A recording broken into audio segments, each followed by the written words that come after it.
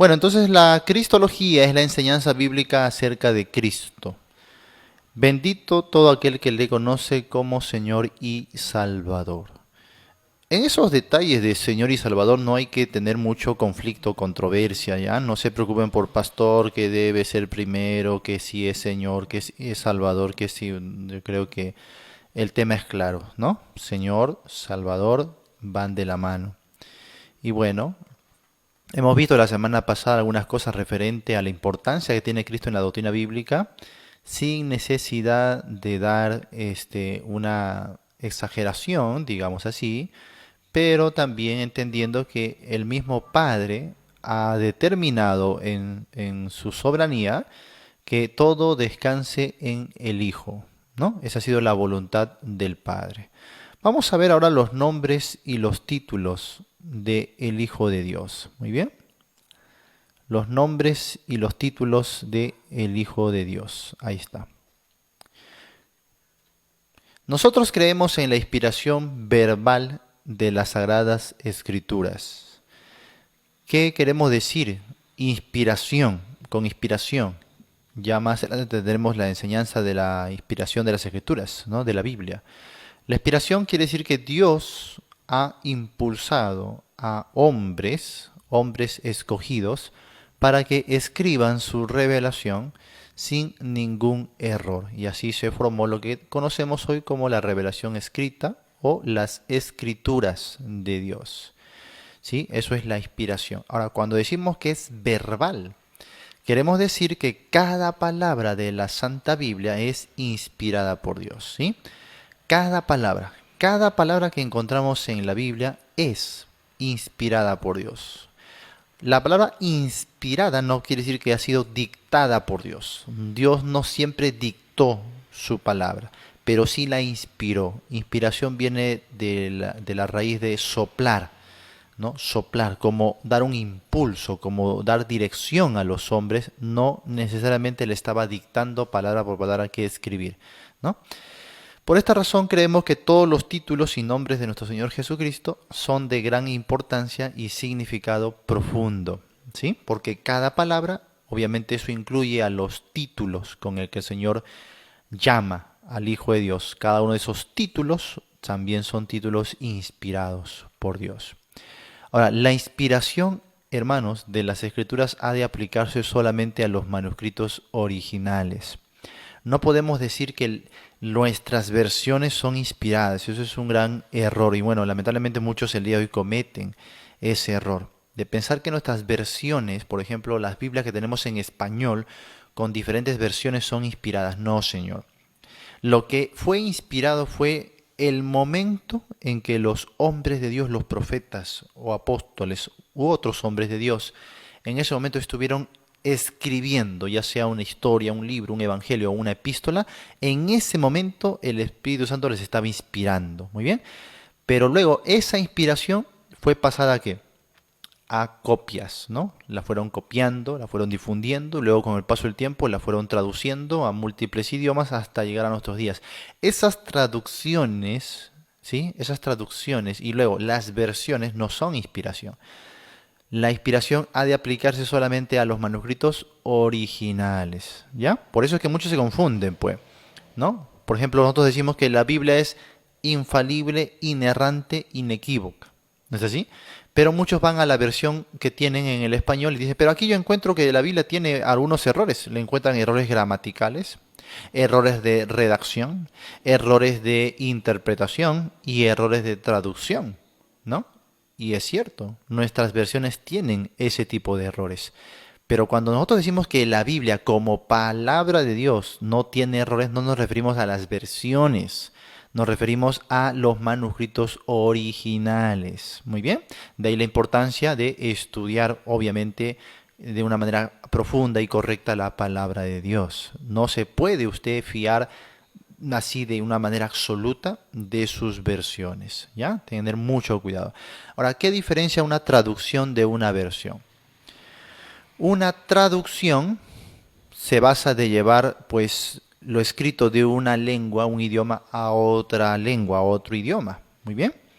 ¿Y qué sería una versión? Una versión es del mismo idioma. Por ejemplo, en el español ya no lo traducimos a otro idioma, sino más bien lo vamos a llevar al mismo español, pero en otra versión, en un lenguaje quizás más actual, con otro molde de interpretación. Algunas son de equivalencia dinámica, es decir, que le han metido más paráfrasis, ¿no? Más paráfrasis.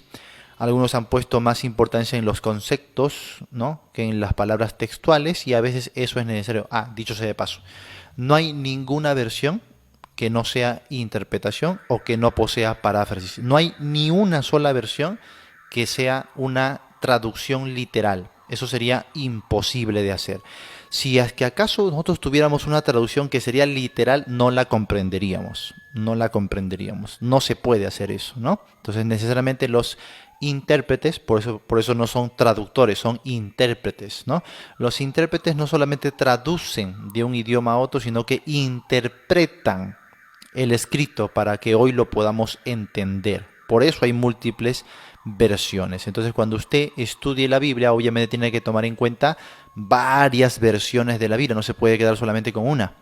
Aquellos que se quedan con una sola versión van a entender pues lo que los intérpretes de esa versión quisieron dar a entender, pero va a tener una visión limitada del texto que Dios inspiró, ¿no? Así que bastante cuidado con ese aspecto de no basarnos doctrina o teología en una versión.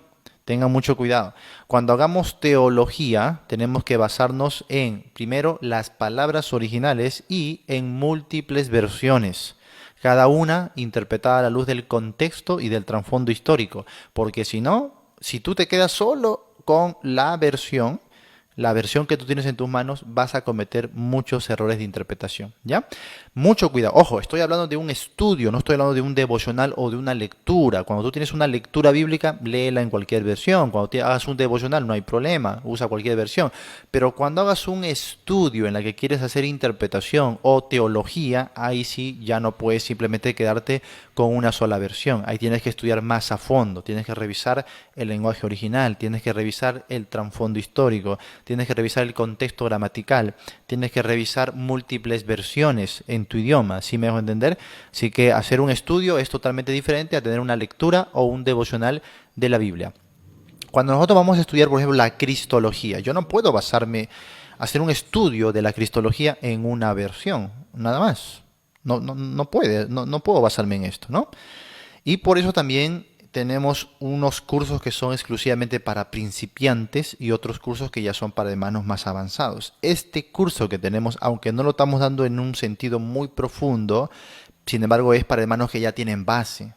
Si usted es nuevo en la fe, recién se ha convertido al Señor hace poco, usted es un principiante en la Biblia, no le recomiendo este curso, porque este curso ya es para los que tienen base. ¿Sí? Ya podemos tratar ciertas cosas y usted nos va a seguir la hilación. Pero si usted es principiante y yo voy a estar aquí hablando de algunos temas, obviamente que usted va a estar en la luna, no lo va a poder entender. Entonces, siempre trato de hacerlo lo más básico posible, eso sí. Pero este curso no está diseñado para principiantes, ¿ya? O sea, si quieren estar, son bienvenidos, pero les advierto siempre de eso para que después no se vayan a desalentar, desanimar, como ya ha sucedido muchas veces, pastor, no entiendo, entonces esto no es para mí, y se van de los cursos, se sienten tristes, no. Y siempre yo anticipo, ¿ya? Este curso, si usted es nuevo en la fe, no se lo estoy recomendando, no es necesario llevarlo, pero si gusta escuchar, de todas maneras, no hay ningún problema. Porque bueno, eso es uno de los errores que se cometen en las iglesias, ¿no? A los principiantes ya los meten a estudiar teología, doctrina, ¿sí? Y ahí pues confunde mucho sus mentes. Así que mucho cuidado en ese aspecto. Bueno, los nombres y los títulos. Nosotros creemos entonces en la inspiración verbal, ¿no? De las Sagradas Escrituras. Por ende, cada título con que ha sido llamado Cristo, el Hijo de Dios, es de un significado bastante profundo y tiene una notable importancia. Veamos el primero, Jesús. Jesús, ¿sí? El nombre Jesús se encuentra unas 612 veces en los 4 evangelios y 71 veces más en el resto del Nuevo Testamento. El nombre de Cristo se encuentra solamente 56 veces. ¿Ya? El nombre de Cristo se encuentra 56 veces, ¿sí? En los evangelios, mientras que el resto del Nuevo Testamento, el nombre de Cristo se encuentra, mira, 256 veces. Mira esa diferencia abismal que ya nos está diciendo algo, que ya nos está comunicando algo, ¿sí?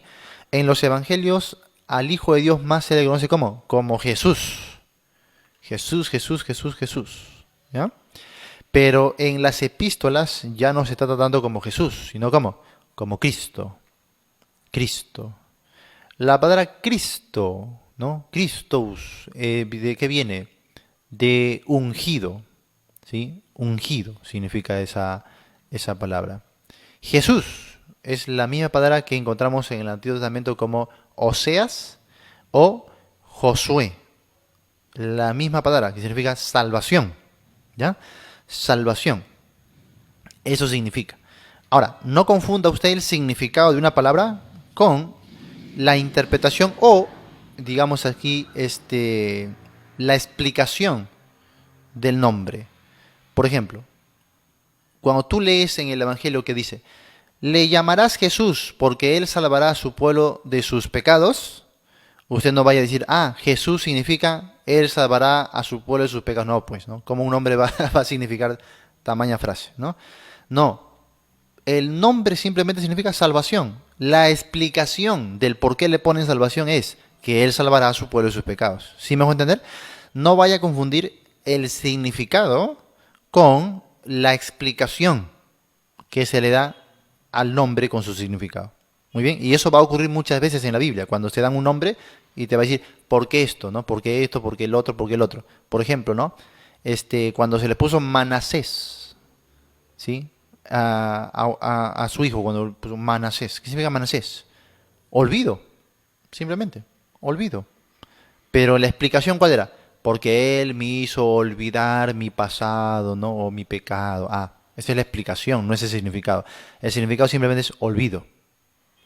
¿Sí me van a entender? ¿Me están entendiendo? Eso va a pasar entonces con casi todos los nombres que van a encontrar en la Biblia. Se hace una explicación. Entonces, cuando usted le pregunten cuál es el significado de ese nombre, no va a decir toda la explicación, pues no. No. Usted tiene que decir solo el significado. En este caso de Jesús, su significado, salvación. ¿Por qué le han puesto salvación? Porque Él salvará a su pueblo de sus pecados. Muy bien. Ahora, ¿salvación se puede aplicar solo a la salvación de los pecados? No, se puede aplicar a cualquier otra cosa. Salvación se puede aplicar a ser salvo, por ejemplo, de una fiera, ser salvo de la muerte, ser salvo de una enfermedad, ¿no? Ser salvo de un ataque, etcétera. No siempre se aplica al pecado. Solo en el aspecto redentor o en el aspecto salvífico o soterológico, ahí salvación se está aplicando a la salvación del pecado, de la condenación eterna, ¿no? Entonces, eso hay que entender primero. Bueno, en las epístolas ya no tanto se le menciona como Jesús, sino como Cristo. ¿Por qué? Porque Cristo Jesús va a ser anunciado como el enviado. Cristo aquí sería el ungido. El ungido. Un ungido en el Antiguo Testamento tenía el oficio de un rey, de un sacerdote, ¿sí? O de un comisionado. En este caso Cristo asume todos los oficios. El rey, el sumo sacerdote, ¿no? Y el apóstol de Dios, el enviado, el comisionado por el Padre, ¿sí? Entonces, por eso el título Cristo. Cristo. Muchas veces esto se va a combinar en Cristo Jesús o Jesucristo, ¿no? Jesucristo se va a combinar esos dos nombres en uno solo, ¿no? Cristo Jesús, Jesucristo, Jesús Cristo, etcétera, ¿no? Muy bien. Entonces, el nombre Jesús se encuentra más veces antes de su muerte, sepultura y resurrección, mientras que Cristo se encuentra más veces después de su pasión, o sea, después de su muerte y resurrección. Ahora, Jesús es el nombre personal, ¿ya? Jesús es el nombre personal del Señor. Es un nombre de aspecto terrenal, ¿sí? Es un nombre terrenal, el nombre con el cual nació, vivió y murió. O sea, cuando hablamos de Jesús nos referimos más que nada a su aspecto humano, a Jesús el hombre, aquel que nació, aquel que vivió, aquel que hizo lo que hizo, aquel que murió. Jesús, el hombre, ¿no? Es el nombre de su humillación, su sufrimiento y su aflicción. Es el nombre de aquel que se humilló a sí mismo. Filipenses 2, 5 al 11, ¿no? Habla de que él se humilló a sí mismo. El nombre Jesús en la época de nuestro Señor Jesucristo no era un nombre excepcional, por si acaso. ¿Ah? ¿Por qué? Porque era un nombre común. Muchos se llamaban Jesús. Entonces vas a ver luego en las epístolas que aparece ese nombre de Jesús, pero no se refiere a Cristo, al Hijo de Dios, se refiere a otros, ¿no? A otros. Por ejemplo, algunos de los acompañantes de Pablo se llamaban Jesús. Jesús era un nombre muy común en esta época. Entonces no era el único que se llamaba Jesús. No es un nombre excepcional como el día de hoy, que algunos tienen ese nombre como algo sagrado, ¿no? Que dicen, no le pongas así a tu hijo. No le pongas así porque ese nombre es ultra sagrado. Es el nombre de nombres, ¿no? Jesús más bien acogió un nombre que era común para todos, que casi todo el mundo lo usaba. Entonces tenemos nombres comunes, por ejemplo, Judas, un nombre bastante común, por eso va a haber muchos Judas en el Nuevo Testamento. Simón, un nombre bastante común, Simón, traducido a Jacobo, bastante común, ¿no? Bastante común. Entonces no hay que confundirnos. Perdón, Jacobo es Santiago. Simón es un nombre muy, muy común, aparte de eso, ¿no? Simón, Jacobo, que es lo mismo que Santiago. Nombres muy, muy comunes. Juan, por ejemplo, Juan, bastante común también. Juan era un nombre muy, muy común, ¿no? Y por eso hay que tener cuidado porque nos vamos a equivocar a veces cuando leemos algunos de los nombres y los confundimos con ciertos personajes, ¿no? Obviamente para eso, ¿qué hay que hacer? Leer bien el contexto, nada más. Tomar en cuenta el contexto, el trasfondo histórico, ¿no? En qué orden está ubicado históricamente ese libro que estoy leyendo, etcétera, ¿no? Obviamente que tengo que tener bastante sentido común, buena comprensión lectora, ¿no? Bueno, Jesús es la forma griega de la palabra hebrea Josué, Josué, y ambas significan Jehová nuestro Salvador o simplemente, como ya le dije, salvación, es lo más apropiado, salvación.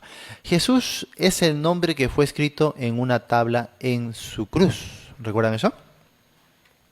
Jesús Nazareno, Rey de los Judíos. Es el nombre que pusieron ahí en la tablilla, que pusieron en la cruz, ¿no? Jesús Nazareno, Rey de los Judíos. Muy bien. Ahora, una persona se salva por medio de confesar que Jesús es el Señor y creer que Dios le resucitó de los muertos. Romanos 10:9.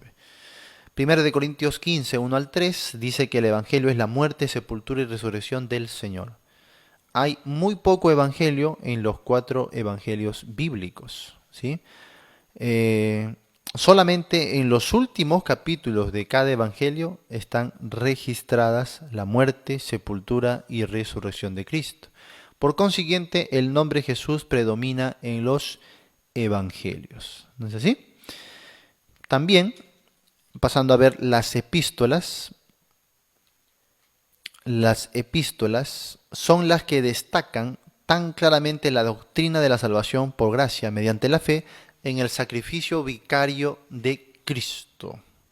Las epístolas están llenas de las doctrinas de salvación y de ahí el énfasis sobre los nombres Cristo y Señor. Antes del Calvario se usa más Jesús y después del Calvario se usa más Cristo. ¿Sí? Por ejemplo, Hechos 2:36, Filipenses 2:8 al 11. En Hechos 2 dice, sepa pues ciertísimamente toda la casa de Israel que a este Jesús, a quien vosotros crucificasteis, Dios le ha hecho Señor y Cristo. Ahora, es interesante notar, cuando Él estaba en el mundo antes de la crucifixión, ¿sí? Él nunca fue llamado Jesús en su presencia por sus seguidores, ¿no? Sus seguidores, ¿cómo le llamaban? Señor, Maestro o Rabí. Por ejemplo, en Juan 13:13. Acusó a los judíos con referencias al Antiguo Testamento, diciendo, por ejemplo, en Lucas 6:46, ¿por qué me llamáis Señor, Señor, y no hacéis lo que yo os digo? Pero esto aconteció con menos frecuencia, ¿sí? Con muy menos frecuencia. Ahora, la razón por la cual el nombre Jesús es mencionado más en los evangelios, más o menos 612 veces, es que ellos hacen énfasis en su vida terrenal. Por otro lado, el nombre Cristo se menciona más veces en los Hechos y en las epístolas porque éstas destacan su exaltación celestial. Según la Biblia, los nombres del mundo, los demonios y Satanás, ya, tanto los hombres, los demonios, Satanás, todo el mundo, se le dirigieron a él usando el nombre Jesús, pero nunca el título Señor. Interesante, ¿no? Los demonios, Satanás, los hombres del mundo, ¿cómo le llamaban? Jesús. Jesús. Difícilmente vas a ver que le llaman Señor, ¿no? Es inevitable llegar a la conclusión de que cada ataque sobre la persona del Hijo de Dios era para negar su señorío, ya sea con respecto a su sangre, su resurrección, su sacrificio expiatorio o su segunda venida, y que no era menos que una agresión sutil contra la deidad de Cristo, al llamarle así Jesús. Jesús, nada más que eso. Ahora, eso no significa que el día de hoy, si usted le dice Jesús, le está faltando el respeto, lo está deshonrando o le está quitando su señorío. Por supuesto que no, ya eso sería una exageración, un dogmatismo o un mero legalismo, ¿no? Como una vez que yo estaba enseñando ciertas cosas y dije, bueno, mira, Jesús cuando estuvo aquí, él le enseñó, y entonces, oye, ¿cómo va a decir Jesús? Alguien me criticó, ¿no? Llámale Señor Jesús, ¿no? Muy, muy enojado, ¿no? Y yo le saqué algunas citas bíblicas donde el apóstol Pablo no le llamó Señor Jesús, sino le llamó directamente Jesús. Entonces Pablo le quitó el señorío a Jesús. ¿Lo deshonró por simplemente llamarle Jesús? Por supuesto que no, ¿no? Ya eso es una exageración.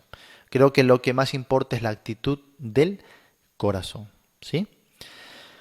Bueno, también a nosotros se nos llama, ¿cómo se nos llama a nosotros? Cristianos, ¿sí? Ahí está, los evangelios hacen énfasis en muy bien. Ajá. A nosotros se nos llama cristianos, ¿sí? Porque ese nombre se asocia con la proclamación de la victoria del Salvador en la cruz. Asimismo, nosotros sabemos que el nombre cristiano fue dado primeramente a los creyentes por aquellos que odiaban a Dios y a su Cristo. Sin embargo, nos sentimos orgullosos de tomar su glorioso nombre y de llevar su vituperio.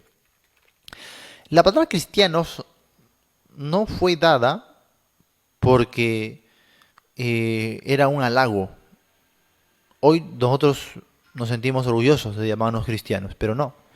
Inicialmente, llamarte cristiano era una ofensa, era un insulto, ¿ya? El significado de cristiano es pequeño Cristo, Cristo pequeño. Eso es el significado de la palabra cristiano. Y era una forma de denigrar, de humillar, ¿sí? Porque cuando se le decía a Cristo, se le decía en un tono despectivo, ¿no? Con palabras soeces, palabras ofensivas. Y entonces, cuando se le decía a alguien, tú eres pequeño Cristo, era también una ofensa, un insulto. Cristianos tampoco fue dado por Dios, ni por los apóstoles. A los creyentes se les llamaba como discípulos simplemente. Así se llamaba a los creyentes, discípulos. Vas a ver el libro de los Hechos. Hasta que Pablo comenzó a trabajar en Antioquía, date cuenta que a los creyentes se les llamaba solo discípulos. Los otros le llamaban los del camino, porque el camino era un sinónimo de secta, ¿ya? Solo que la palabra secta en ese entonces no tenía una connotación negativa como lo tiene hoy. Si yo te digo, oye, tú eres sectario o tú perteneces a una secta, ¿tú te ofendes, sí o no? Tú dices, no, no, no, de ninguna manera. Porque el día de hoy secta tiene una connotación negativa. Pero inicialmente, en estos tiempos bíblicos, la palabra secta no tenía connotación negativa.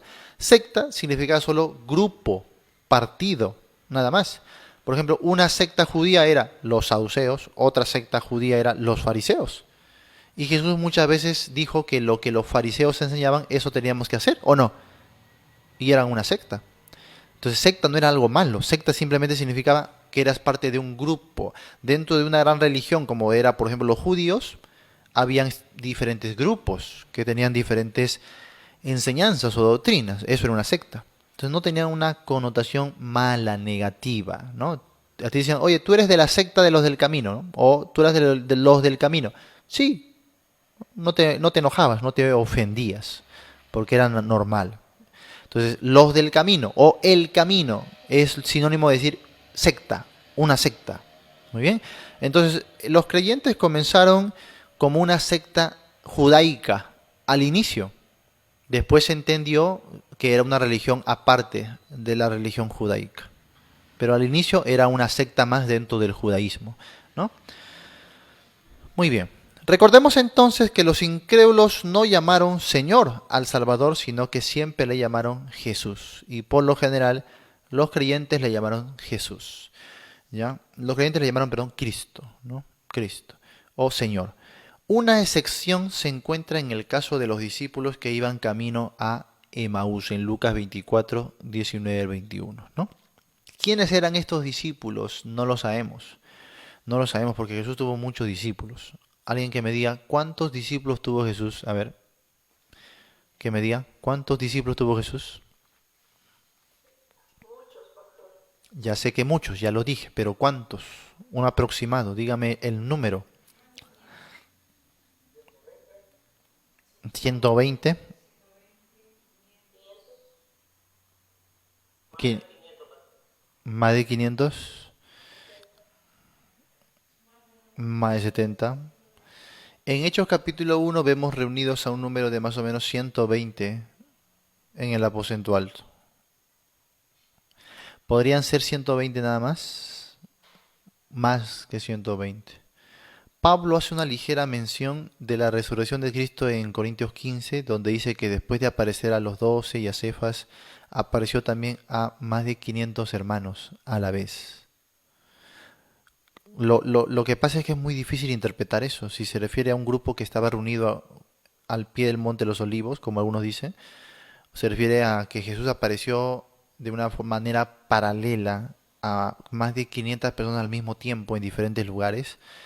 Se refiere a que Jesús aparece paulatinamente durante muchos años o meses a diferentes grupos hasta llegar a 500 o más de 500 personas que fueron testigos oculares del Señor Jesús. No lo sabemos. Es difícil la interpretación.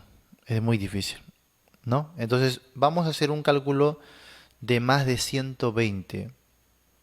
Mucho más de 120. Sin contar los que le iban abandonando, porque en el camino, mientras Jesús iba desarrollando su ministerio, muchos discípulos le abandonaban. ¿Sí? Entonces Jesús tuvo cientos de discípulos. No solo tuvo 12, ya como algunos piensan, no. Los 12 fueron los elegidos al apostolado, pero tenía cientos de discípulos. Ahora, habían discípulos que estaban más cercanos, por supuesto. Algunos discípulos eran más constantes, algunos discípulos eran territoriales. Por ejemplo, a veces Jesús eh, hacía una, ¿cómo se dice esto? Un intercalado ministerial entre Judea y Galilea. Y no siempre los que estaban en Galilea lo seguían hasta Judea, ¿no?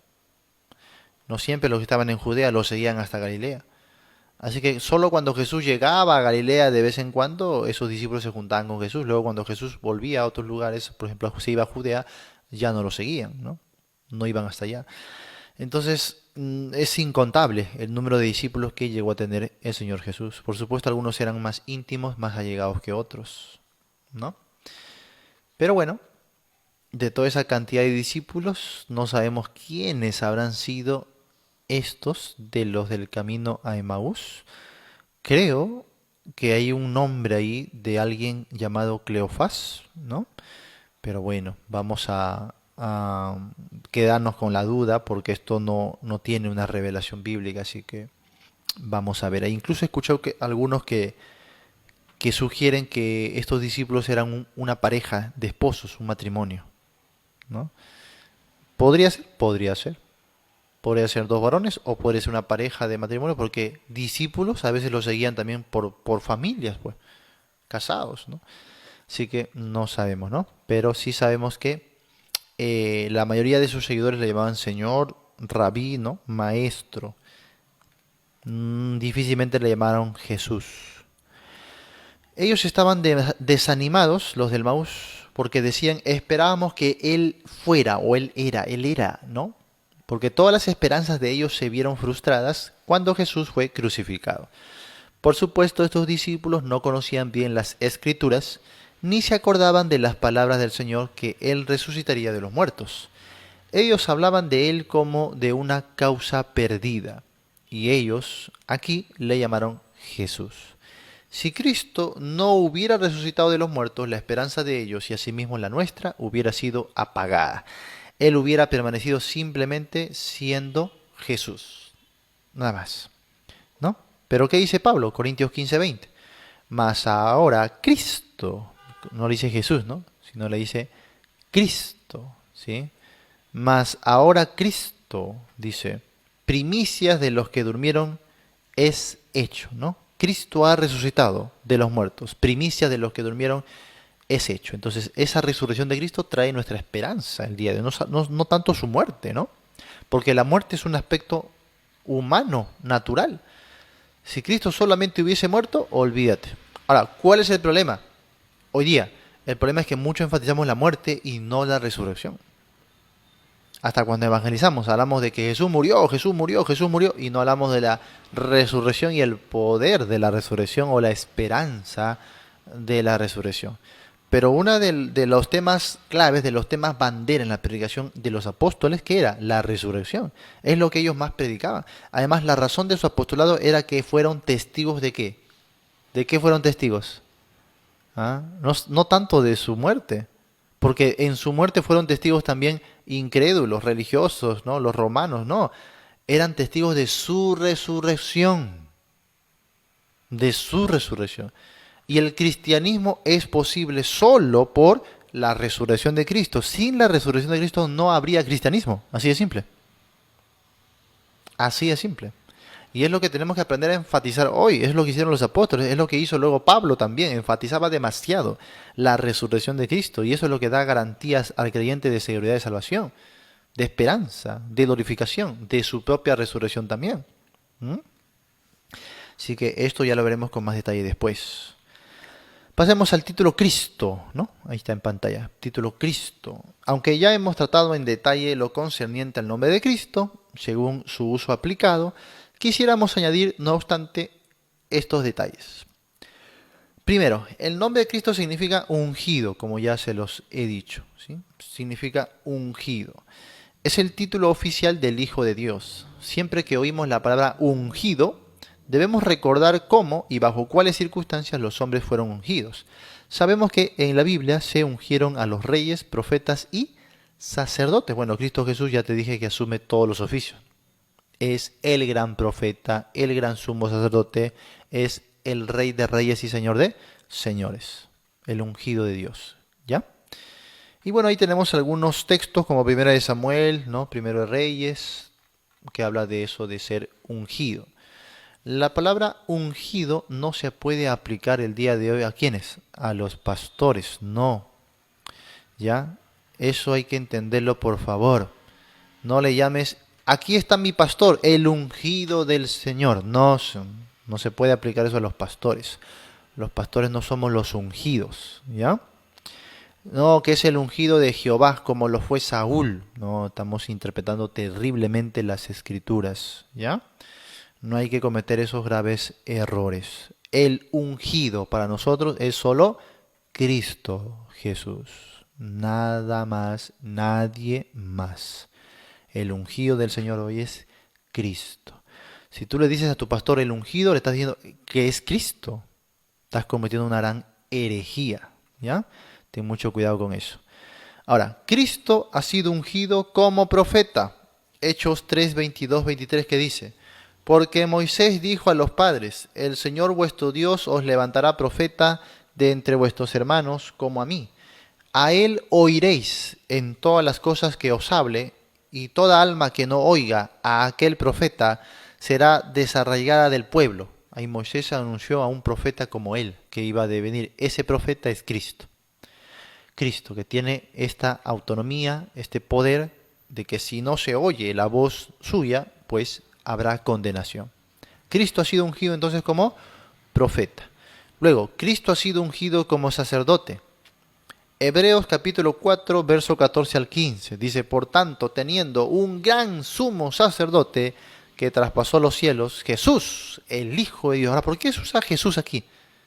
Porque está hablando de su aspecto terrenal. Pues el escritor de Hebreos se basa en que el Hijo de Dios se ha encarnado y en esa encarnación ha asumido ¿qué? El papel de sacerdote, ofreciéndose a sí mismo a Dios, ¿sí o no? En la sangre del nuevo pacto, ¿no? Y ministrándonos ahora desde los cielos. Por eso que se utiliza aquí el nombre Jesús, ¿no? Jesús, el Hijo de Dios, retengamos nuestra profesión, porque no tenemos un sumo sacerdote que no pueda compadecerse de nuestras debilidades, sino uno que fue tentado en todo según nuestra semejanza, pero sin pecado. Esto se trata más que nada, sobre todo hermanos, en el capítulo 5 de Hebreos, ahí como él fue designado sacerdote por Dios mismo. Así que Cristo ha sido ungido como sacerdote. También Cristo ha sido ungido como rey, como rey. Por ejemplo, Lucas 1, 31 al 33 dice, y ahora concebirás en tu vientre y darás a luz un hijo, y llamarás su nombre Jesús. Este será grande y será llamado Hijo del Altísimo, y el Señor Dios le dará el trono de David su padre, o sea, su padre es por ascendencia, por línea, ¿no? Por linaje. Y reinará sobre la casa de Jacob para siempre, un reino eterno, y su reino, dice, no tendrá fin. Muy bien. El reino de Cristo, él ha sido ungido como el Rey de Reyes y un reino y un rey también eterno, ¿no? Sobre la casa de Jacob, quiere decir sobre el pueblo de Israel. Este rey va a ser un rey eterno, para siempre, grande, sumamente poderoso, ¿no? Entonces hay que entender muy bien este aspecto, ¿no? Cristo es el rey, el soberano, ¿ya? Acá cuando le llama el santo ser que nacerá.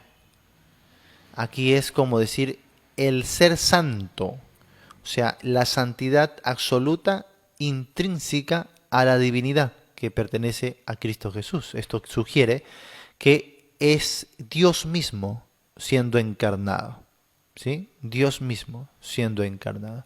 Sin embargo, se le diferencia de el Padre. ¿Por qué? Porque se le llama el Hijo de Dios, ¿no? Obviamente que tenemos aquí una base de la doctrina de la Trinidad. También está ahí el Espíritu Santo, ¿sí o no? Porque dice, el Espíritu te cubrirá con su sombra. Muy bien. Y luego el soplo del Omnipotente, o hablando del Dios, el Altísimo, el Padre. Y luego el Santo Ser que nacerá, el Hijo. Doctrina de la Trinidad. Muy bien. Muy bien. Entonces ahí Cristo entonces está siendo ungido como profeta, como sacerdote y como rey. Por eso uno de los profetas del Antiguo Testamento fue un tipo de Cristo Jesús en este aspecto. ¿Quién fue? Me dice usted, uno de los profetas con 3 oficios. ¿Quién fue?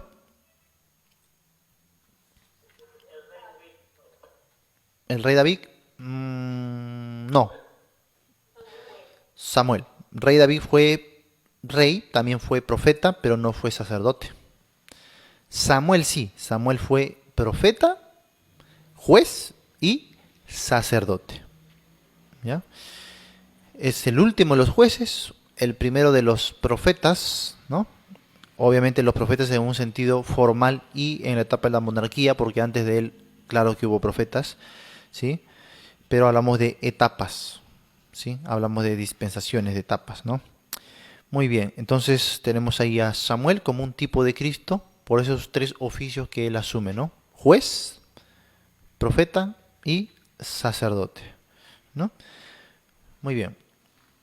Los evangelios presentan a Cristo como el Rey de Israel y el Salvador del mundo. Las epístolas presentan a Cristo como la cabeza de la iglesia y el Señor del cielo.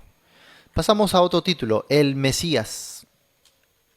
El Mesías. Juan 1:41. ¿Sí? Dice, este halló primero a su hermano Simón y le dijo, hemos hallado al Mesías. Y ahí claramente dice que traducido es el Cristo, ¿no? Que traducido es el Cristo. También en Juan 4:25 le dijo la mujer, sé que ha de venir el Mesías, llamado el Cristo. Cuando Él venga nos declarará todas las cosas. Aquí está hablando de la mujer samaritana, ¿no?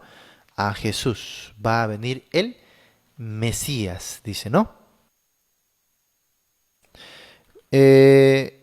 Mesías entonces es la palabra hebrea que tiene el mismo significado que Cristo en el griego, el cual es ungido.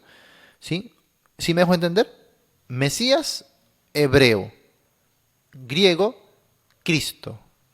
Lo mismo. ¿Ya? El mismo significado. El Antiguo Testamento está repleto de profecías del Mesías, mientras que el Nuevo Testamento se dedica a proclamar el cumplimiento de ellas. Muy bien. Luego pasamos a otro título también. Señor. Curios o Kyrios si quieres, porque no hay forma de saber cuál era la pronunciación correcta, ¿no?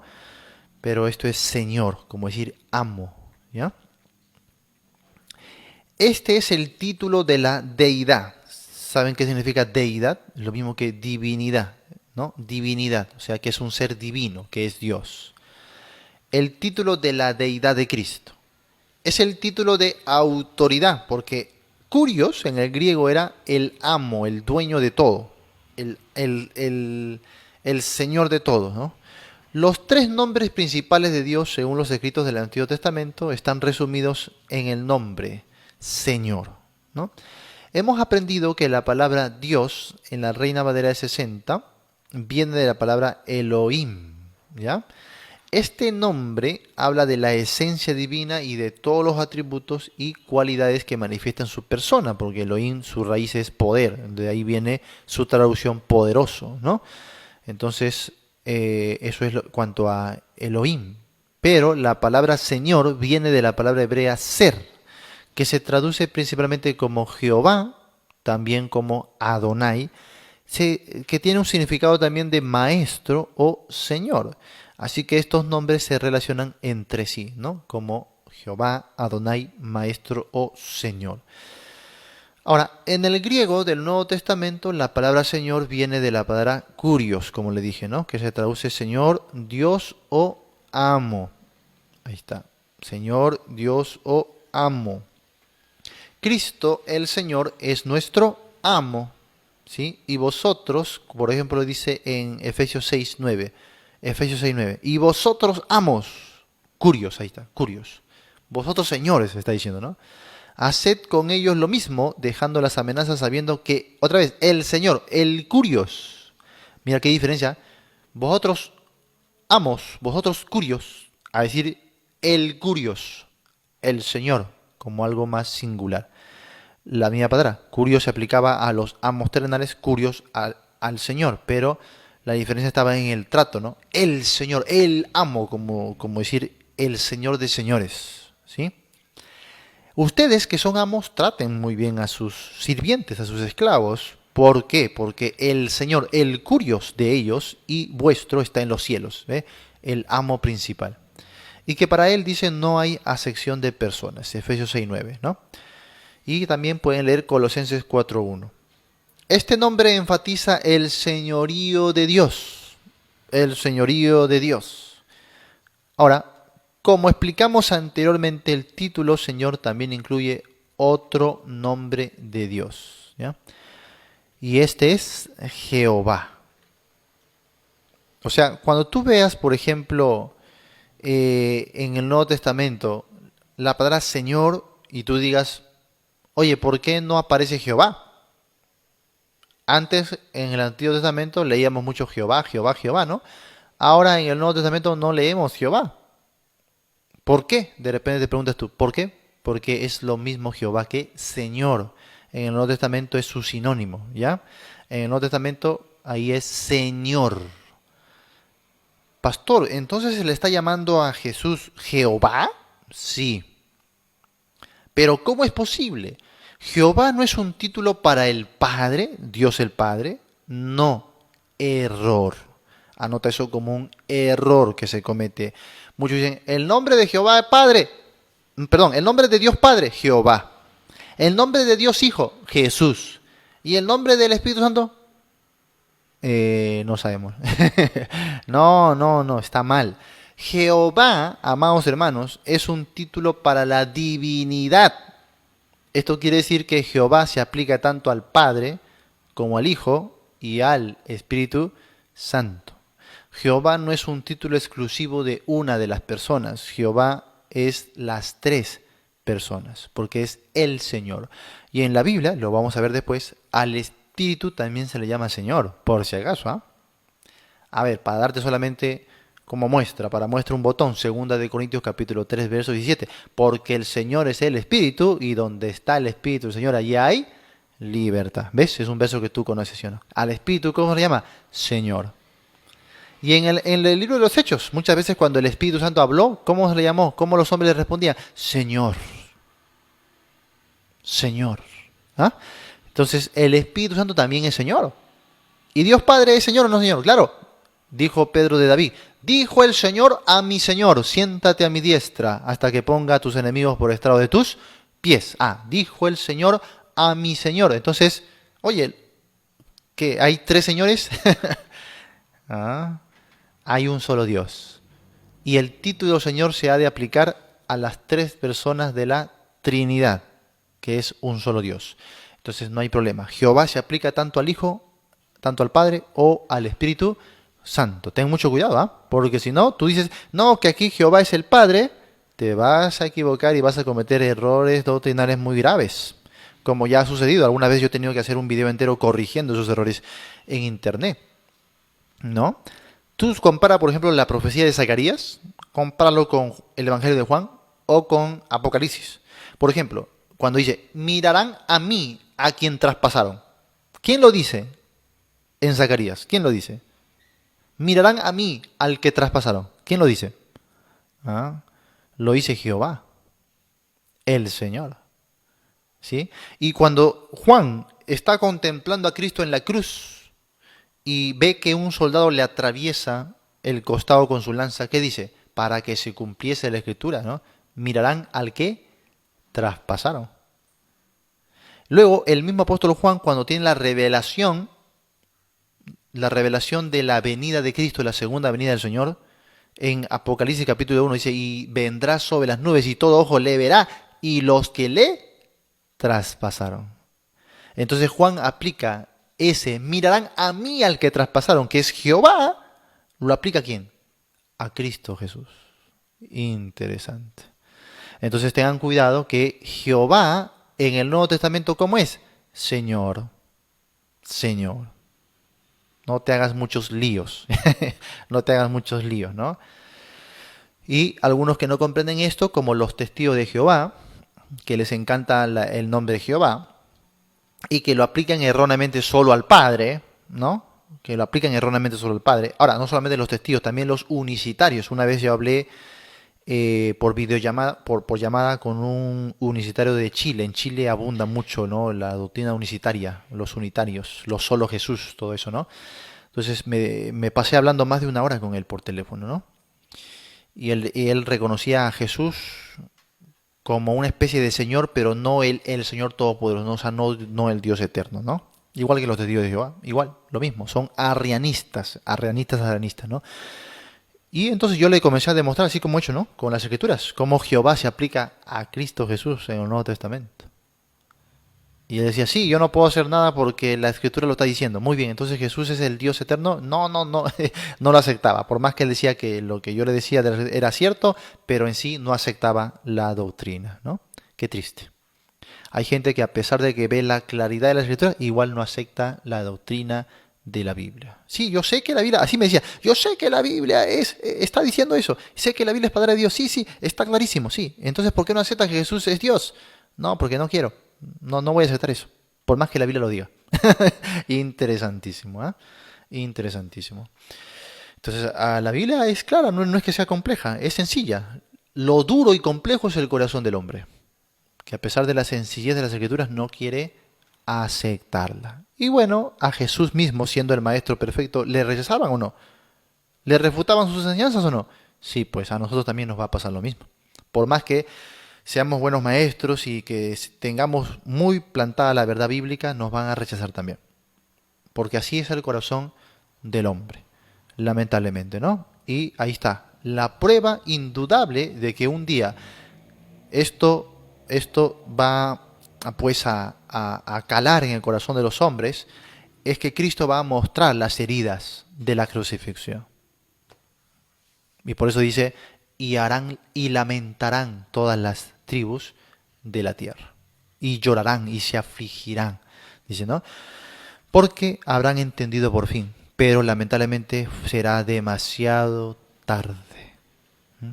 Demasiado tarde para aceptar la verdad de que Cristo, el Señor, Jesús, el Hijo de Dios, es el Dios eterno. ¿Sí? Y bueno, entonces Jehová, como dicen los testigos de Jehová, no es que haya sido quitado de nuestras Biblias en el Nuevo Testamento. ¿Ves? Ellos te dicen así, han manipulado la Biblia y han quitado Jehová y lo han reemplazado por otras cosas. Mentira. Simplemente entiende que la Biblia funciona en dos idiomas grandes, ¿no? En el Antiguo Testamento, hebreo; en el Nuevo Testamento, griego. Así lo ha diseñado el Señor.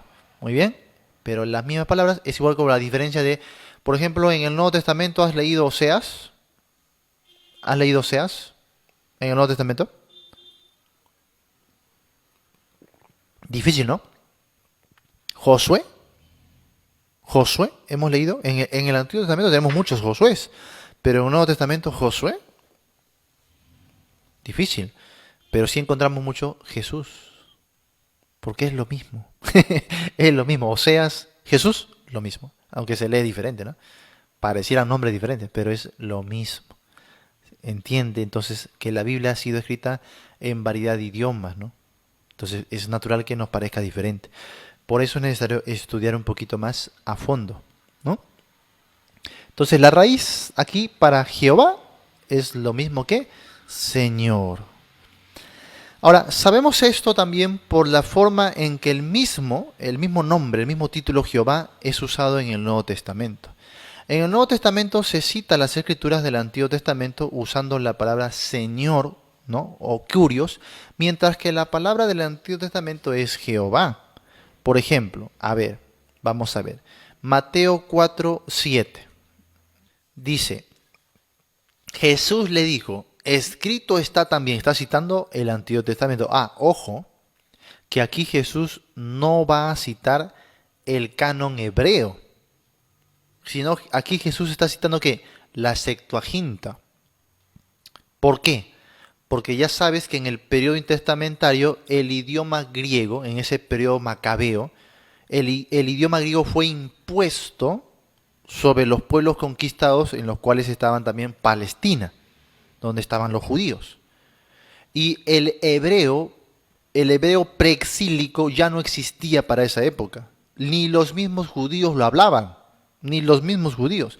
Los judíos que salieron de la dispersión hablaban ya arameo, que era el idioma caldeo. Muy bien, porque obviamente por sus conquistadores, primero los babilonios, luego los persas. Entonces, ellos se habían familiarizado mucho con el arameo. Ahora, luego utilizaron un hebreo, pero un hebreo influenciado por el arameo. ¿Por qué cree usted que Daniel, que es un libro exílico, la mitad de Daniel ha sido escrito en arameo? Solo una porción de Daniel está en hebreo. Y un hebreo diferente al hebreo que existió antes del exilio. Y la gran mayoría de la escritura de Daniel está escrito en arameo. ¿Sabía usted eso? No en hebreo. ¿Sí?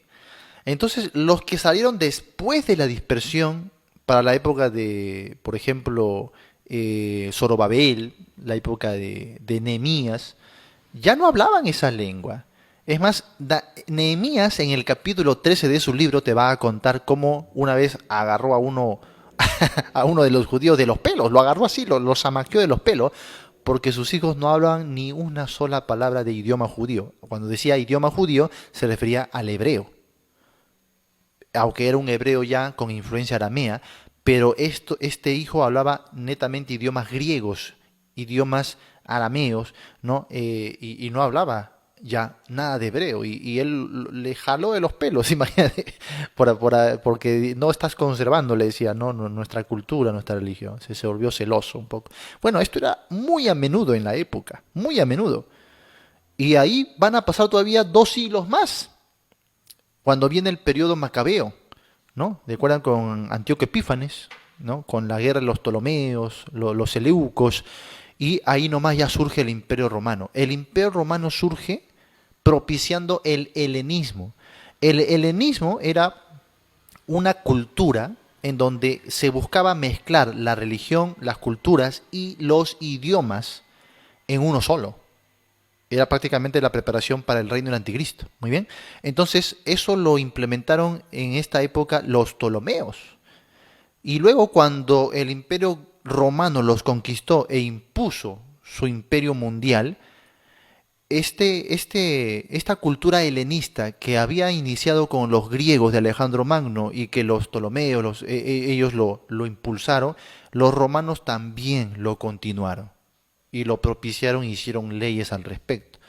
Entonces, para esta época, estos judíos que ya vivían en la diáspora, o sea, por el mundo entero dispersados, que ya no podían ir a Jerusalén a adorar, no tenían acceso al templo, comenzaron a construir ¿qué? Sinagogas. Sinagogas, ¿no es así? ¿Y qué querían hacer en las sinagogas? Leer la ley. Pero ya el idioma con la que la ley, la lengua hebrea se había escrito, estaba ya en desuso. Ya ellos no hablaban eso, lo que más hablaban era el griego, impuesto pues por los romanos, ¿no? Impuesto por los helenistas, y hablaban arameo. El idioma hebreo no se usaba para el habla común. El idioma hebreo se usaba solamente dentro de algunas ceremonias sagradas, religiosas, por parte de algunos sacerdotes, ¿no? Pero el pueblo no hablaba hebreo. Así que necesitaban ¿qué? Una versión de las escrituras en el idioma griego, que era lo común, que era más sencillo, que todo el mundo lo usaba. Y ahí nació la Septuaginta, pues. La Septuaginta, que viene por un pedido de un gobernante sirio. ¿Te das cuenta? Entonces se hace esta versión que para la época de Jesús se volvió famosísima ya en todo el mundo. Entonces todo el mundo usaba la versión de la Septuaginta. Además fue la Biblia de los primeros cristianos. Esos cristianos que salieron de Hechos, ¿no? Los que empezaron la iglesia en el primer siglo, ¿qué Biblia usaban? La Septuaginta. Entonces era una traducción del canon hebreo de nuestro Antiguo Testamento al idioma griego. ¿Sí me vamos a entender? Entonces, cuando tenemos registro de los evangelios y vemos que Jesús no cita el canon hebreo, Jesús cita la Septuaginta. Esto es muy interesante. ¿Y Jesús cómo le llama? La Escritura. O sea, dando a entender que aunque la Biblia es traducida, igual tiene peso de autoridad. Por eso hoy usamos nuestra Biblia en español sin ningún problema y le llamamos la palabra de Dios. ¿Sí o no? Sin ningún problema. No decimos, oye, esto no sirve, esto no es palabra de Dios porque es español, yo quiero usar el hebreo o la del griego. No, no, no. Y eso también te sirve, hermanos, para que contrarrestes esas doctrinas que están saliendo el día de hoy, como la de los mesiánicos, ¿no? Como la de los judaizantes, las de solo Jesús, o algunas doctrinas que tratan de implementar el idioma hebreo como ultra sagrado y que te dicen que, por ejemplo, Jesús es un nombre pagano. ¿Has escuchado eso? Es un nombre pagano que viene del griego y tú no debes usar Jesús, porque eso es paganismo. Tú debes usar Yahshua, dicen ellos, ¿no? Yahshua, el hebreo, eso debes usar tú. Esa es la lengua sagrada, ¿te das cuenta? No, eso de Jesús no, eso es para los paganos, te dicen así, ¿no? Bueno, ahí yo tengo muchos argumentos para refutarles. No es la clase, por eso no lo voy a hacer, pero esto que te acabo de explicar te sirve para refutar eso, porque Jesús mismo usó la versión griega.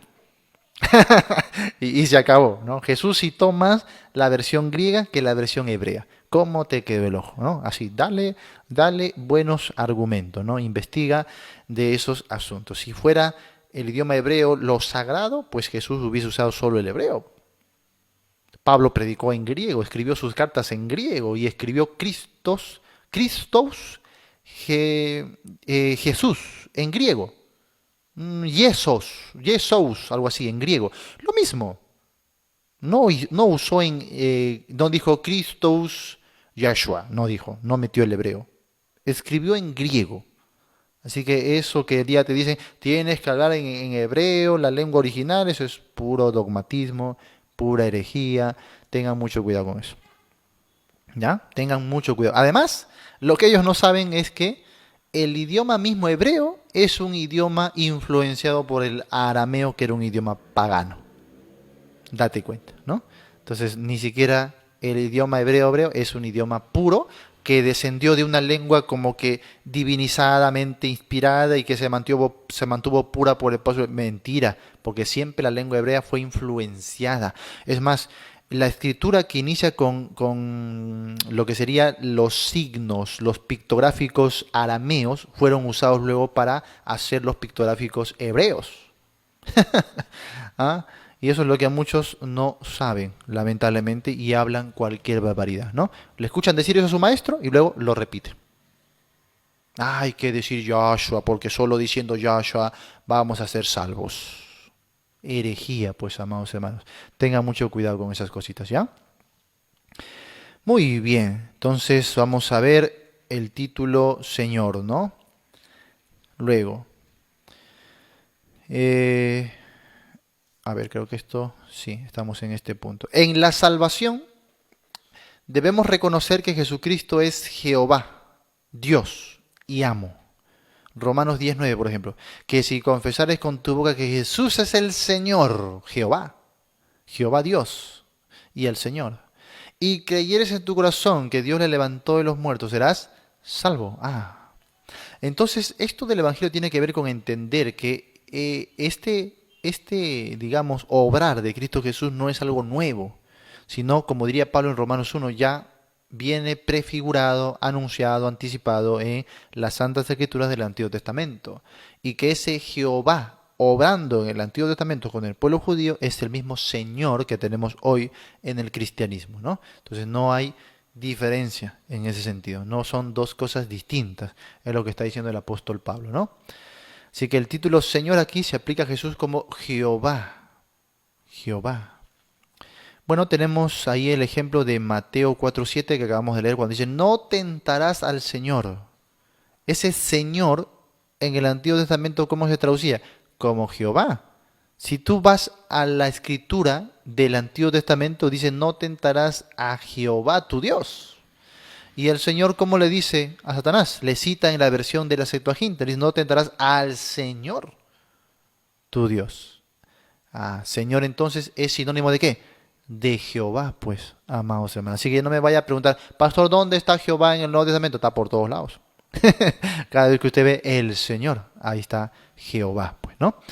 Ahora, si nosotros lo hemos confesado a Él como Jehová, como el Señor, Dios y Señor, entonces lo estamos honrando como aquel que nos posee y tiene todo derecho sobre nuestras vidas y también sobre lo que poseemos. Nosotros tenemos una gran responsabilidad delante de Él. Su voluntad debe ser nuestra voluntad. Ahí está. Su voluntad debe ser nuestra voluntad. Eso es lo que se decía a un señor, a un curios. Mi voluntad, tu voluntad. Mi voluntad es tu voluntad. Muy bien. Así de simple. En Efesios 5:17 leemos, por tanto no seáis insensatos, sino entendidos de cuál sea la voluntad de qué. Del Señor, de Jehová, está diciendo ahí, ¿no? Del Señor, de Dios. Ahora que tú sabes estas cositas, ya no vas a tener ningún problema con entender aquí que se llame Jehová. Y si por ahí un testigo de Jehová viene con su versión del Nuevo Testamento donde se ha cambiado estas palabras por Jehová, ya no te haces problemas, ¿no? Porque Jehová también es un título que se aplica ¿qué? Al Hijo y al Espíritu Santo. Y se los puedes demostrar fácilmente como comparando el Antiguo con el Nuevo Testamento. Fácil. Y si lo haces con su versión, mucho mejor, ¿no? Los testigos cuando vienen a tu puerta con su versión del Nuevo Mundo de las Santas Escrituras, piensan de que con esa versión ya nadie le va a ganar. Cuando ellos vienen con esa versión, yo no uso mi Biblia, uso la Biblia de ellos. Digo, muy bien, vamos a usar tu versión, ¿no? Y hacemos comparación de la Escritura y la Escritura con su propia versión. Y ahí se quedan con la boca abierta. Porque eso no le enseñan a ellos. A ellos simplemente les enseñan a usar un versículo, ¿no? Un versículo para decir cualquier cosa. Pero no le enseñan a comparar la Escritura con la Escritura, ¿no? También tenemos el título Jesucristo. Jesucristo. Este título del Señor combina su nombre personal, que era Jesús, con su título oficial, que es Cristo. Nombre personal, Jesús, título oficial, Cristo. El énfasis queda en la primera parte, Jesús, el Hijo del Hombre, Dios en la carne. Cristo enfatiza su glorificación y el lugar que ocupa en los cielos, ¿no? El día de hoy, por ejemplo, sentado a la diestra del Padre. En otras palabras, Jesús se humilló a sí mismo para salvarnos, pero ahora es el soberano victorioso. Luego tenemos también Cristo Jesús, otra variación, ¿no? Anteriormente era Jesucristo, así, Primero enfatizando el nombre, el hombre, ¿no? Jesús Cristo. Pero aquí tenemos ahora Cristo Jesús. Primero Cristo, después Jesús. Este nombre hace lo opuesto del nombre Jesucristo. Pone énfasis en su exaltación presente más bien que su humillación. Por ejemplo, ahí leemos Filipenses capítulo 2, 5 al 8, ¿no?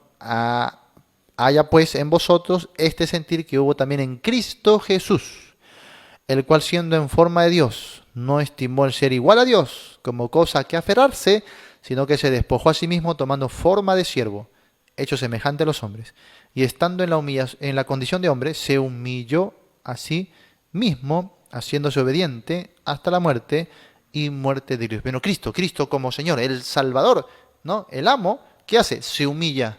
¿Cómo se humilla? Haciéndose hombre, como nosotros, ¿no? Por eso se le dice ahí Cristo Jesús. También tenemos el título El Señor Jesucristo. Acá hay mucha combinación, ¿no? Este es un nombre compuesto, ¿sí? Es del más amplio significado. Por ejemplo, en Efesios 1:3. Bendito sea el Dios y Padre de nuestro Señor Jesucristo, que nos bendijo con toda bendición espiritual en los lugares celestiales en Cristo, ¿no? Padre de nuestro Señor Jesucristo. Ahí está.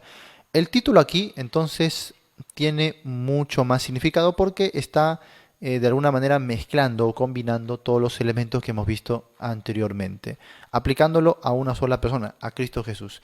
Lo que hace ver aquí Pablo es que solo en Él radica toda esperanza y toda fuente de bendición. Él tiene la autoridad, ¿sí? Él tiene la autoridad, pero también se le atribuye ese papel humano, Jesús, ¿no? De Jesucristo, para hablar de que así también nos da de su gracia y perdón. Por eso más adelante, versículos 4 y 5, va a enfatizar el perdón que hemos recibido a través de su sangre, ¿no? Muy bien, también tenemos el título Yo soy. Yo soy, ¿sí? Cuando Jehová apareció a Moisés en la zarza que ardía y no se consumía y le mandó a testificar al faraón de Egipto, se identificó con el nombre Yo soy, ¿no? Yo soy. Le dirás, dice, yo soy el que soy, ¿sí? Y dijo, así dirás a los hijos de Israel, yo soy, me envió a vosotros. Jesús declaró que él era el gran yo soy ante sus discípulos y también ante sus enemigos. Juan capítulo 8, verso 23 al 24, el capítulo 13, verso 19 también. Ahora, en Getsemaní, cuando venía la multitud para llevarse a Jesús como preso ante Caifás, él se identificó con este nombre divino, ¿no? Dice así, pero Jesús, sabiendo todas las cosas que le habían de sobrevenir, se adelantó y les dijo, ¿a quién buscáis? Le respondieron, a Jesús Nazareno.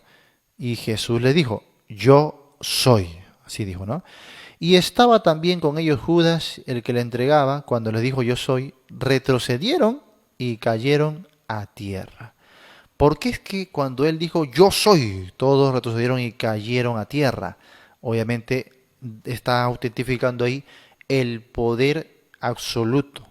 Esto es su propio poder. Aquí Jesús no está usando el poder del Espíritu Santo, que lo usó en otras ocasiones para hacer milagros, o no está usando el poder del Padre, sino su propio poder. Muchas veces Jesús usó su propio poder. Por ejemplo, la mujer con flujo de sangre lo tocó y dijo, poder ha salido de mí, ¿no? Entonces hablamos del poder del Señor Jesucristo también. Y aquí Él está diciendo, yo soy, y todos caen a tierra por el gran poder que Él emanaba, ¿no? Cuando el Señor se identificó como el gran yo soy, cayeron a tierra, pero obviamente no en adoración, ¿no? Él podría haberle destruido con una sola palabra, pero se entregó a la voluntad del Padre para sufrir por la humanidad. Ese yo soy, ¿qué estaba demostrando? Yo entrego mi vida de mí mismo, nadie me la quita, sino que yo la pongo y de mí mismo la vuelvo a tomar. Eso es lo que está demostrando él. Si él quería, esa turba jamás se hubiese acercado ni a 1 metro de distancia de él, ¿no? No se hubiese podido acercar. Cuando él es apresado, es simplemente porque él se ha entregado. No hay otra forma. Ahora, no era la única vez que una turba intentó tomarlo prisionero. Recordarás en los relatos de los evangelios que muchas veces la multitud le rodeó y dice que él se escapó por en medio de todos ellos. ¿Cómo pudo haber hecho esto? ¿Cómo puedes escaparte de una turba que te quiere matar pasando por medio de todos ellos? ¿Ah? Porque Él es el yo soy, el poderoso, ¿no? El eterno, el Dios verdadero. Si Él no quiere que nadie le toque, nadie le puede tocar, ¿sí? No le pueden hacer absolutamente nada. Así que Jesús se entregó de Él mismo, voluntariamente. También tenemos otro título, el Hijo de Dios. El Hijo de Dios. ¿Sí? Este nombre enfatiza la gloria y la deidad personal de Cristo. Respondiendo el ángel le dijo, el Espíritu Santo vendrá sobre ti y el poder del Altísimo te cubrirá con su sombra, por lo cual también el santo ser que nacerá será llamado Hijo de Dios. Lucas 1:35. También en Juan 19:7 dice, los judíos le respondieron, nosotros tenemos una ley y según nuestra ley debe morir porque se hizo a sí mismo Hijo de Dios, ¿no? Jesús como el Hijo de Dios. Ojo, no es un Hijo de Dios como lo somos nosotros, sino es el Hijo de Dios. Es único, único en esencia, único en ser Hijo de Dios en un aspecto eterno e intrínseco. Nosotros somos hijos de Dios por aceptación, por adopción, por nacimiento espiritual. Cristo es el Hijo de Dios eternamente. ¿Sí? Eso es inherente a la divinidad. Él siempre proviene del Padre.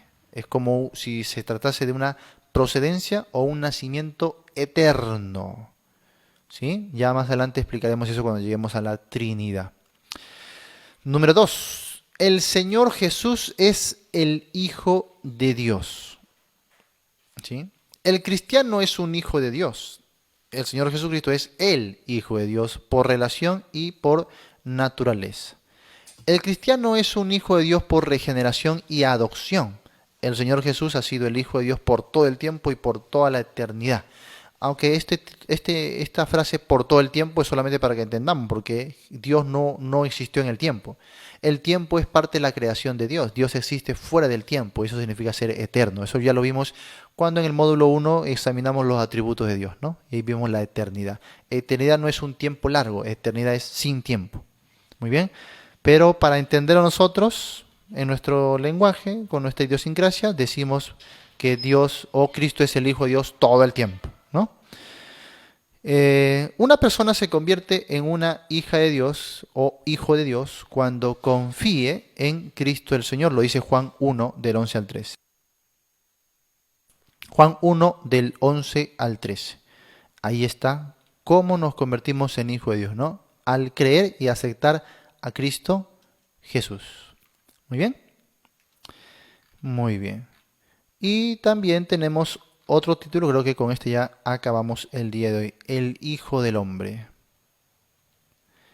El Hijo del Hombre. Este parece ser el título favorito del Señor, el título por el cual Él se llamó a sí mismo una y otra vez. Lucas 9:58 dice, y le dijo Jesús, las zorras tienen sus guaridas y las aves de los cielos nidos, mas el Hijo del Hombre no tiene dónde recostar la cabeza. El Hijo del Hombre es un título mesiánico, está en el Antiguo Testamento, que Jesús se lo atribuyó a Él mismo, ¿no? El Hijo del Hombre. Este es el título milenial de Cristo, ¿ya? Es el título milenial de Cristo. Donde quiera que esté registrado se usa en conexión con el reino del Señor Jesucristo en el reinado milenial. Aún en el Antiguo Testamento se destaca la misma verdad. Algunos querrán debatir ese punto diciendo que Ezequiel tomó a su cargo ese mismo título, el Hijo del Hombre. No obstante, quisiéramos que el lector se refiera a los pasajes donde el título es usado, porque allí se vislumbra la venida del reino milenial. Por ejemplo, en Ezequiel 37 está la profecía del Valle de los Huesos Secos, que habla de cuando toda la casa de Israel volverá a Palestina. Eso sucederá al comienzo del milenio, justamente, ¿no? Por si acaso, no se puede aplicar eso a 1948 cuando Israel es declarada por la ONU un Estado. Eso es una mala aplicación. Eso se ha de aplicar en el inicio del milenio, o sea, después de la segunda venida de Cristo. ¿ya? Creo que lo he dicho claramente, ¿eh? No para que quede ninguna duda. Número 2. Este título es del Señor y no de los hombres, ¿ah? Ojo, que algunos se equivocan, porque, pastor, en la Biblia yo he leído que a Jesús se le dice hijo de Dios, pero también luego leo que se le dice el hijo del hombre. Total, ¿es hijo de Dios o hijo del hombre? No, pues, hijo del hombre es un título mesiánico. ¿Me dejo entender? Es un título mesiánico. No quiere decir que Jesús es hombre y no Dios, sino es un título mesiánico que justamente se puede aplicar solamente al Hijo de Dios y no a los hombres, ¿no? Sí, obviamente hay que entender su relación histórica para entender por qué se le conoce como el Hijo del Hombre, ¿sí? Pero bueno, es un título del Señor. El cristiano es un hijo del hombre, pero él es el Hijo del Hombre. ¿Te das cuenta de la diferencia? Es una gran, gran diferencia. Ahora, sobre todo porque en el Antiguo Testamento esto apareció siempre en forma apocalíptica en relación al establecimiento del reino. Por ejemplo, con Daniel, ¿recuerdas? Cuando los amigos de Daniel fueron lanzados al horno de fuego, que ardía como 7 veces más, esto tipifica que la gran tribulación, que durante 7 años el remanente judío va a ser perseguido, ¿no es así? Pero ¿qué va a pasar con ese remanente? Así como los 3 amigos de Daniel no sufrieron ningún daño por el fuego, el remanente de Israel no va a sufrir ningún daño en la gran tribulación, ¿sí? Pero eran 3 los que estaban en el horno y cuando el rey asomó, dice su vista al horno, vio, ¿a cuántos vio? A 4. Y uno de ellos dice, era como hijo de los dioses, ¿no? Como hijo de dioses. O sea, el aspecto de él era semejante a un hombre, pero como que irradiaba una luz, una especie de divinidad de él. Por eso dice hijo de los dioses. Luego, más adelante, entre el capítulo 8 al 10, cuando se da la visión ya de los juicios finales, de la nube, para matar a la terrible bestia, dice que viene un anciano de días y uno como hijo de hombre. ¿Sí o no? Y el hijo del hombre destruye a la bestia y el anciano de días lo glorifica al hijo del hombre. Muy bien. Entonces, ese como hijo de hombre es un título para decir que su aspecto era humano. Su aspecto era humano, aunque no es humano. Jesucristo se hizo hombre. No es que Él es hombre desde siempre o que cuando fue hombre o nació recién comenzó a existir. No. Cuando Él no se encarnaba, existía eternamente y se apareció a muchos de los hombres del Antiguo Testamento, ¿sí? Como a Abraham, como a Jacob, como a Josué, como a los padres de Sansón. Se les apareció en la figura de el ángel de Jehová. Ahora, ¿por qué se llamaba el ángel? No vayas a confundir esto con un ángel de Jehová. No, dice el ángel de Jehová, hablando de su aparición visible y corporal. Pero ¿cómo es esto posible si Jesús no había nacido?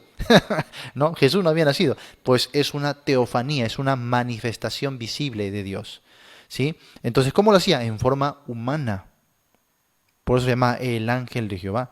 Entonces hay que entender estos títulos culturales, ¿no? En la literatura de la Biblia. Entonces, cuando en la Biblia se llama a Jesús el Hijo del Hombre, no quiere decir que Él es un hombre, sino que Él se iba a encarnar y en esa digamos, en esa forma humana, en esa posición de hombre, va a derrotar a las fuerzas del mal, a Satanás y a los imperios del mundo. Muy bien. Y así va a establecer ¿qué? Su reino mesiánico, pues, su reino milenial. Por eso Jesús lo aplicó justamente a la venida en las nubes. Cuando estuvo ante Pilato, ¿qué dijo? O cuando estuvo primero ante el sumo sacerdote. Y se le preguntó, ¿tú eres el Cristo, tú eres el Mesías? Y él dijo, yo lo soy, ¿no? Y desde ahora no me veréis hasta que veáis, ¿qué dice? Al Hijo del Hombre viniendo en las nubes. Título mesiánico que habla del establecimiento del reino milenial. Muy bien, así que ahí entendemos más de ese título, el Hijo del Hombre. No pienses que es una contradicción con el título Hijo de Dios, al contrario, es un complemento. Mientras que Hijo de Dios nos habla de su procedencia eterna, el Hijo del Hombre nos habla de su reino, que ese Hijo de Dios va a reinar entre los hombres como en forma humana, en el trono de David, su padre. No sé si me estoy dejando entender, ¿ya? Me dice. Y por último, número 3. El título El Hijo del Hombre se encuentra 88 veces en el Nuevo Testamento. Una vez en Hechos, una vez en Hebreos, 2 veces en Apocalipsis, 84 veces en los Evangelios y ninguna vez en las epístolas. Qué interesante eso, ¿ah? Las epístolas tienen que ver con la iglesia, no con el reino venidero del milenio, por si acaso, ¿ah? Por eso que no aparece tanto ahí ese título. Cristo es el rey del milenio, pero también es la cabeza de la iglesia. Y como la iglesia no es el reino, por lo tanto el título milenial de Cristo, el Hijo del Hombre, no se encuentra en las epístolas apostólicas. ¿No te ha llamado la atención? ¿Por qué ese título, el Hijo del Hombre, no está en las cartas dirigidas a la iglesia? Porque la iglesia va a tener su tiempo en función en la tierra solo hasta el arrebatamiento. Pero el evangelio del reino va a suceder después del arrebatamiento de la iglesia hasta el establecimiento del reino milenial. Por eso Cristo habló mucho más bien del evangelio del reino y del título El Hijo del Hombre, cosas que a la iglesia no se le habla. A la iglesia no se le habla del evangelio del reino, por si acaso. A la iglesia se habla del evangelio de la gracia, que es algo totalmente distinto. Así que estudiar los títulos también nos va a ayudar mucho en la comprensión de la doctrina, ¿no? Ya sea desde un aspecto escatológico o un aspecto soterológico, igual podemos entender mucho mejor la doctrina de la Biblia. Muy bien, amados hermanos, Dios me los bendiga.